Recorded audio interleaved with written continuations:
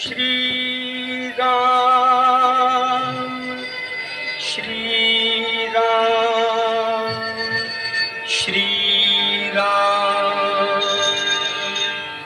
श्री राम श्री राम श्री राम स्वये श्री राम प्रभु ऐकती स्वये श्री राम प्रभु ऐकती कुशलव रामायण गाती स्वये श्री राम प्रभु ऐकती स्वये श्री राम प्रभु ऐकती कुशलव रामायण गाती कुशलव रामायण गाती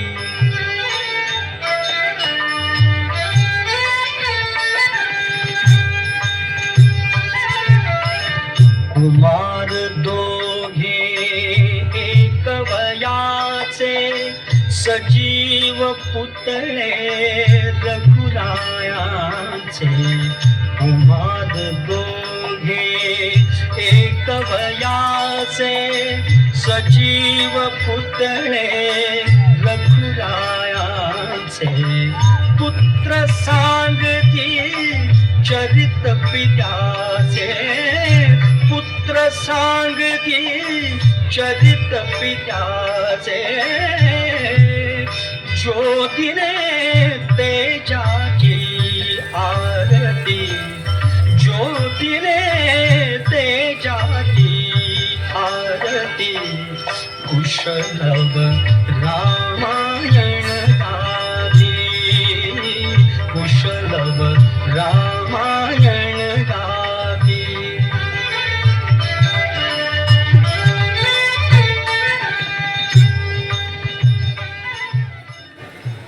दशरथाने यज्ञाश्व सोडला. एका संवत्सरानंतर तो यज्ञ अश्व परत आला.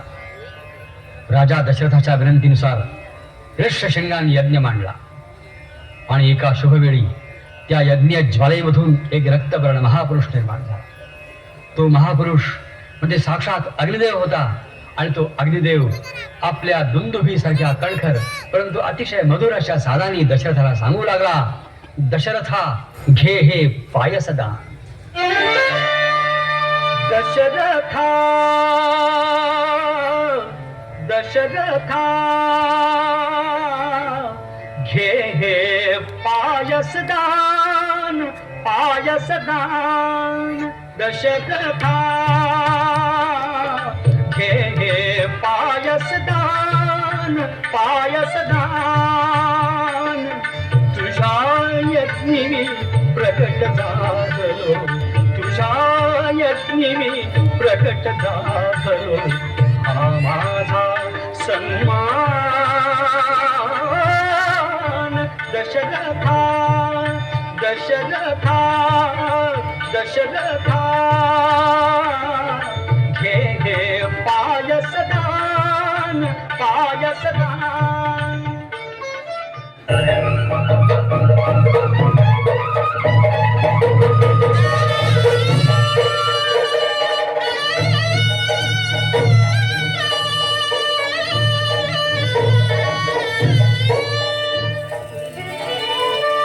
चैत्र मास त्यात शुद्ध नवमी तिथी गंधयुक्त तरीही वात उष्ण हे किती दोन प्रहरी कागशिरी सूर्य थांबला राम जन्मला ग सखी राम जन्मला राम जन्मला ग सखी राम जन्मला राम जन्मला ग सखी राम जन्मला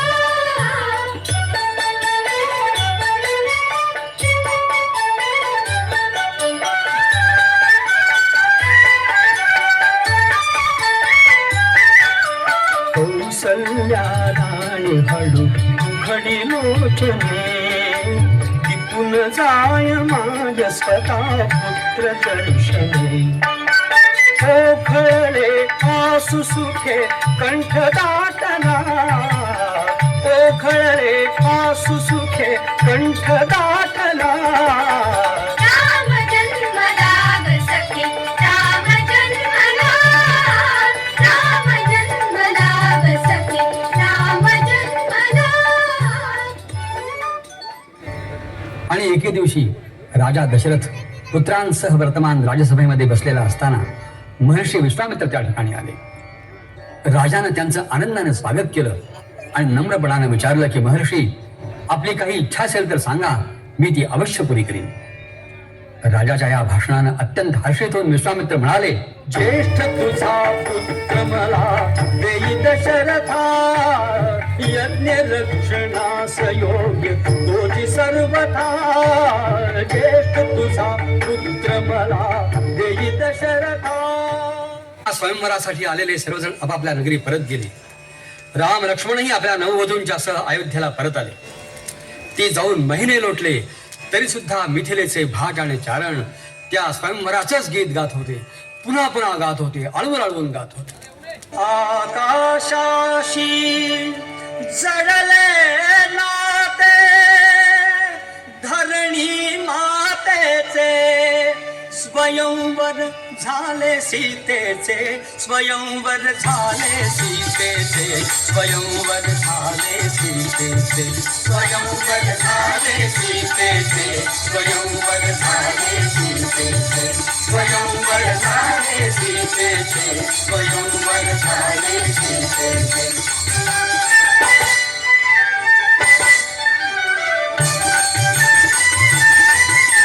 श्रीरामानी सहज उचलिले धनुशंकराचे मूल जागले जनक नृपाचा हेतू पंथ दिसे.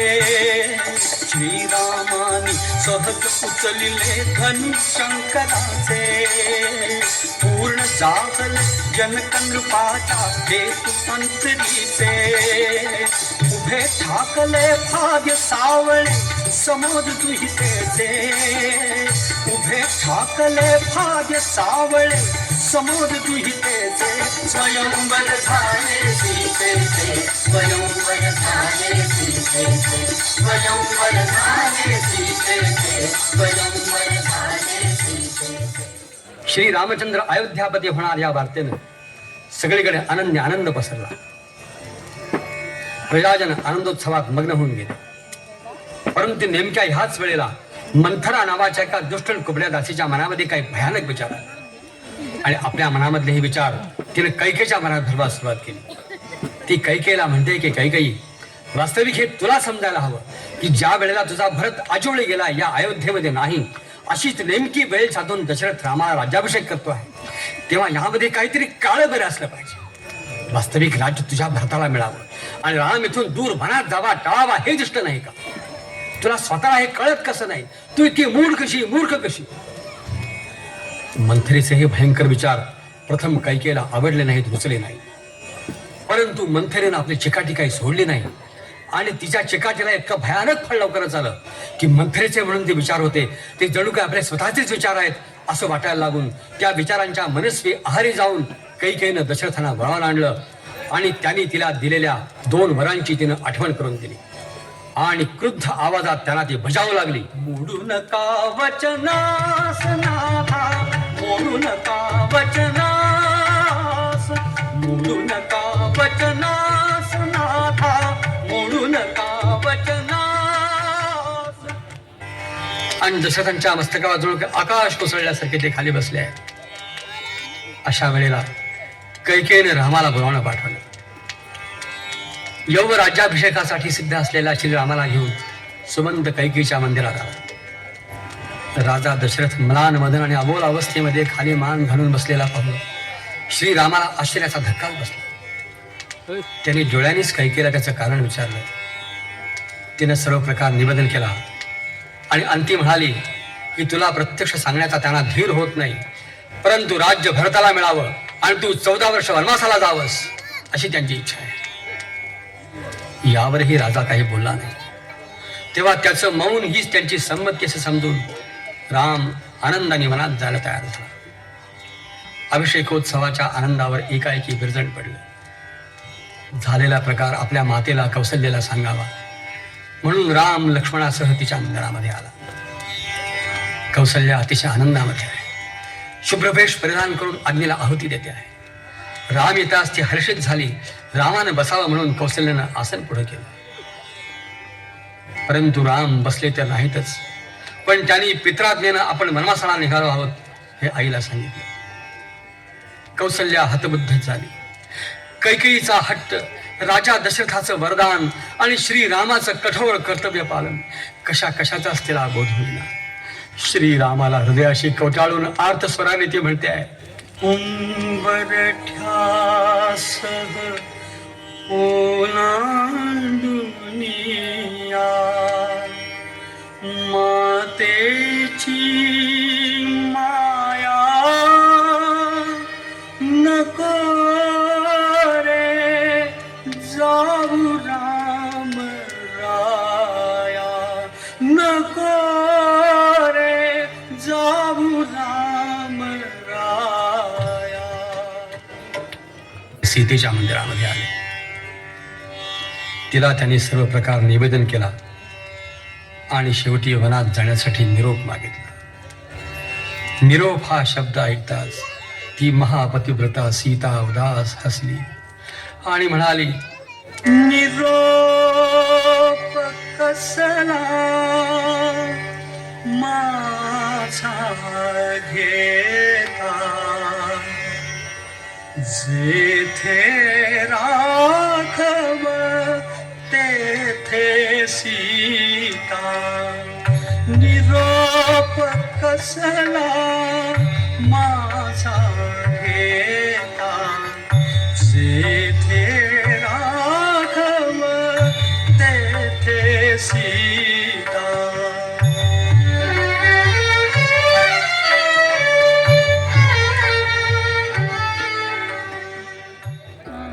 श्रीराम, लक्ष्मण आणि जानकी तिघही वनवासाला निघाले. तिघांनीही राजवेश टाकून बलकुल धारण केली. सर्वांचा निरोप घेऊन श्रीराम निघाले. सुमंत मंत्री त्यांच्या रथावर बसला. रथ चालू लागला आणि त्या रथाच्या पाठोपाठ सारी अयोध्या चालू लागली. आज सारी अयोध्या घराबाहेर पडली आहे. अत्यंत शोकमग्न दुःखमग्न आहे. त्यांच्या दुःखाला वाचा फुटली. मंत्री सुमंताला ते विनवू लागले, सांगू लागले, राम चालले तोंडर सत्पथ, राम चालले तोंडर सत्पथ, नाम सुमंता थांबविले रथ, नाम सुमंता थांबविले रथ, थांबविले रथ, थांबविले रथ.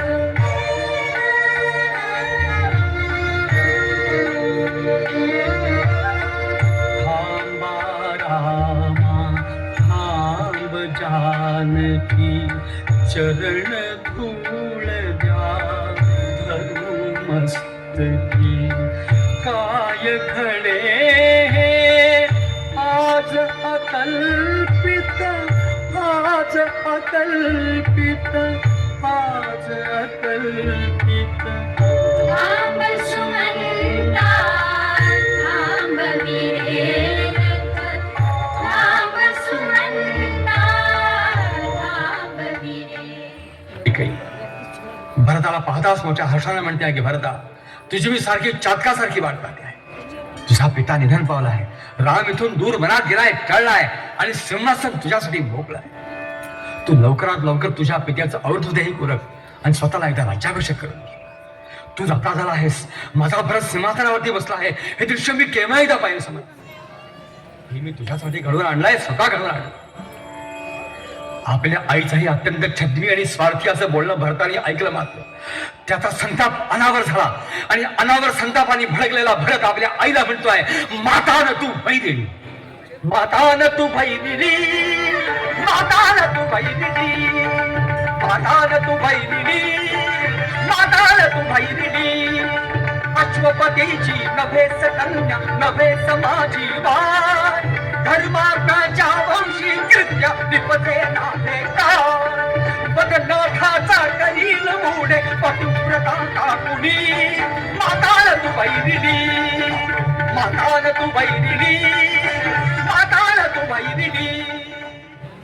श्री रामचंद्रांना सावधान अशी सूचना देणारा लक्ष्मण जेव्हा स्वतःच भरतावर संतापाने धावून जाऊ लागला तेव्हा श्रीरामाने परत त्याला शांत केलं. भरत रामाश्रमामध्ये आला. वेड्यासारखीच त्यानं रामांच्या चरणांना मिठी घातली. रामाने त्याला जवळ घेतला, कुशल प्रश्न विचारले. भांबावून गेलेल्या भरताने मोठ्या कष्टानं पित्याच्या निधनाची वार्ता त्यांना सांगितली. सर्व आश्रमावरच दुःखाची छाया पसरली. यथाकाळी श्रीरामाने वडिलांचं श्राद्ध केलं आणि आता भरत पुन्हा पुन्हा म्हणू लागला, रामा, माझ्या आईच्या मूढपणामुळं आणि वडिलांच्या पत्नी प्रेमामुळं तुम्हाला वनवासी व्हावं लागलं. राज्य तुमचं आहे, सिंहासन तुमचं आहे.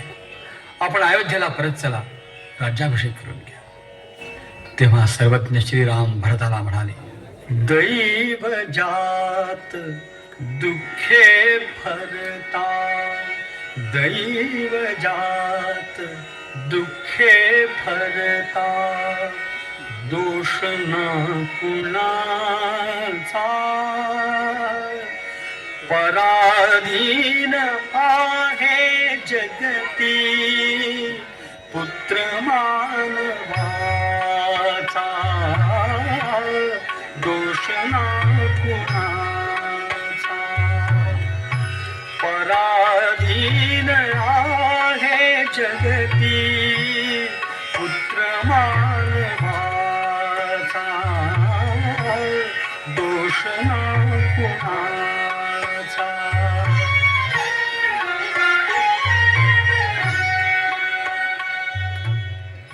सीतेच्या हट्टासाठी श्रीराम धनुष्यबाण घेऊन त्या मृगाचा मागोवा घेत धावले.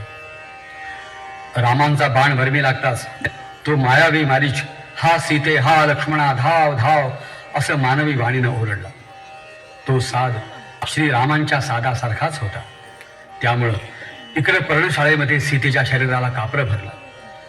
श्रीरामानाच काहीतरी अपघात झाला असावा ह्या कल्पनेनं तिने लक्ष्मणाला त्यांच्या शोधार्थ पाठवलं. आश्रमात ती एकटीच उरली.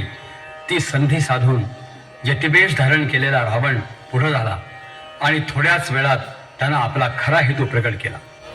तो तिच्याशी लगट करू लागला तेव्हा ती महापतिव्रता मैथिली त्याला कातर स्वराने बजावू लागली, याचका थांबू नको दारात, याचका थांबू नको दारात, घननीळांची मूर्त बीज मी नकोस जाळू हात, थांबू नको दारात.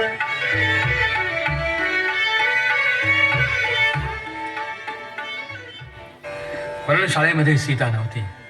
कृष्णाजीनं आणि दर्भ अस्ताव्यस्त पडले होते. साऱ्या आश्रमाचीच कळा नाहीशी झाली होती. श्रीराम आजूबाजूला हिंडू लागले, शोध करू लागले आणि व्याकुळतेने सीतेला हाका मारू लागले. उजाड आश्रम उरे काननी, उजाड आश्रम उरे काननी, कोठे सीता जनक नंदिनी, उजाड आश्रम उरे काननी. श्रीरामाने नळाला आज्ञा दिली आणि नळाच्या अधिपत्याखाली असंख्य वानर सेतू बांधू लागले आणि सेतू बांधता बांधता उच्च रवाने गाऊ लागले, सेतू बांधारे, सेतू बांधारे, सेतू बांधारे, सेतू बांधारे, सेतू बांधारे सागरी, सेतू बांधारे सागरी, सेतू बांधारे सागरी, सियावर रामचंद्र की जय. सेतू बांधारे, सेतू बांधारे, सेतू बांधारे सागरी, सेतू बांधारे सागरी, सेतू बांधारे सागरी, सियावर रामचंद्र की जय.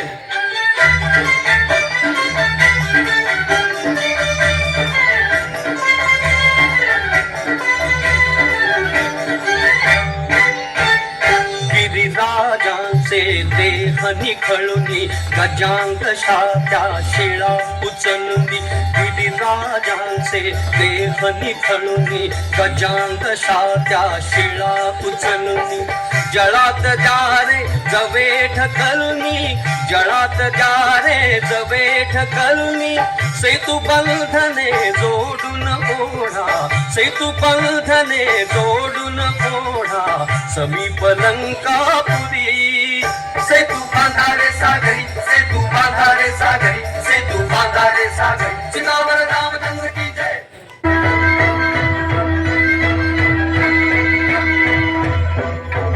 नभा भेदुनी नाद चालले शंख दुंदुबींचे चालले शंख दुंदुबींचे अनुपमेय हो सुरू युद्ध हे राम रावणांचे युद्ध हे राम रावणांचे.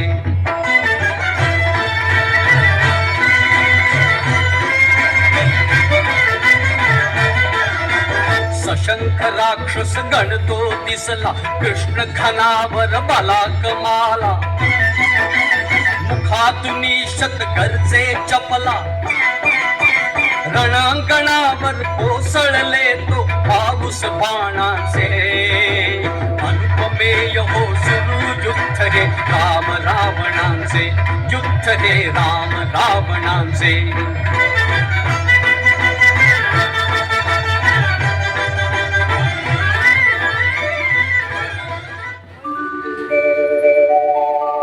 देव हो बघा रामलीला देव हो बघा रामलीला भुवनी रावण वध झाला भुवनी रावण वध झाला.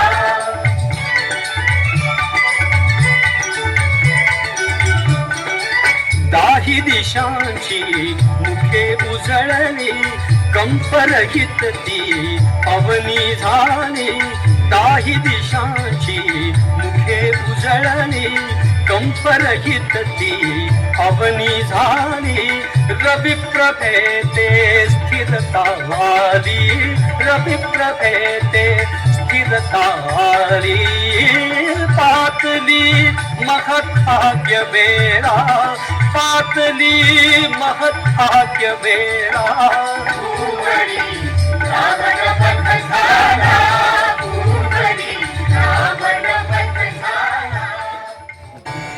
राम विमानामधून बाहेर आले आणि साऱ्या अयोध्यावासियांनी सीतावर रामचंद्रची जय असा आनंद गजर केला. भरतानी रामांच्या सुपूजित पादुका त्यांच्या चरणी घातल्या. आनंदाश्रूंनी भरलेल्या नेत्रांनी तो रामाला म्हणतोय की रामा तुझं म्हणून सांभाळलेलं तुझं हे राज्य तुझं हे सिंहासन आता तू परत घे. श्रीरामाने भरताला आलिंगन दिलं. सर्व मातांना उभयता रामसीताने प्रणाम केले. त्या भेटीचा आनंद केवळ अवर्णनीय होता. असंख्य नेत्र श्रीरामांना ओवाळू लागले. असंख्य कंठ त्यांचा जय जयकार